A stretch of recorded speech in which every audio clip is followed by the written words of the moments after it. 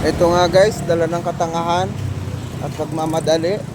Naiwan ko yung susi nito kasi lagi ako may susi dito na nakaumang na dun sa susian, nakalagay na.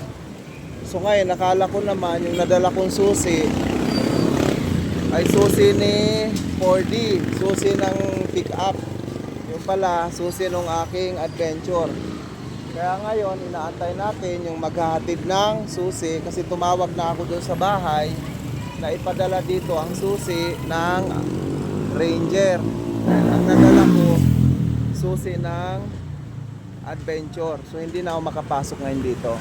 Bumili nga pala ako guys ng acid na magagamit namin sa aming produkto sa paggawa ng suka. Ayun, yun. Naantay ko. Sobrang linis nga pala nito guys ng aking pick up. Tingnan nyo naman, no? Oh, alagang-alaga ito kasi ito ay nakapark doon sa likuran ng aking bahay na mayroong puno ng sampalok at maraming dumadapong ibon. Kaya ang nandito ay dahon ng sampalok at saka mga ipot ng ibon. Ayan, oh, tingnan nyo guys, makikita nyo. Ayan, mga dahon, mga ipot ng ibon yan. Yan, oh, yan. Kaya ako tinatamad na maglinis nito kasi araw-araw iniiputan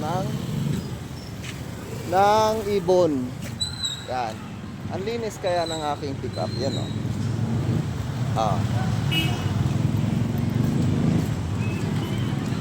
So inaantay ko pa yung magdadala ng aking susi dito para ako'y makaalis na uli, para makapunta na ako sa Kaong at ako ay kukuha ng buko na magagamit naman dun sa aking negosyong buko juice. Ngayon guys, antabayanan natin yung magdadala ng susi. Antayin ko dito. Dito ako ngayon sa unahan ng aking Ranger.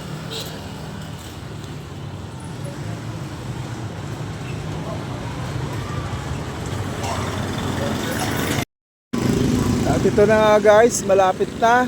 Ayan na yung anak ko, si Michael.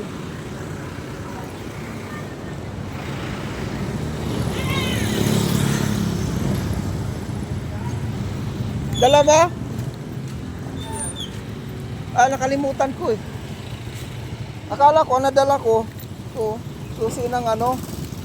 Akala ko nadala ko na yung susi ng Ranger.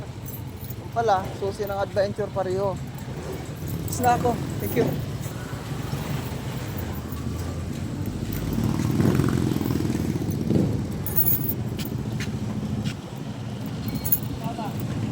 Ingat. At ito na nga guys, nakapasok na tayo. Ayan, at salamat sa inyong panonood.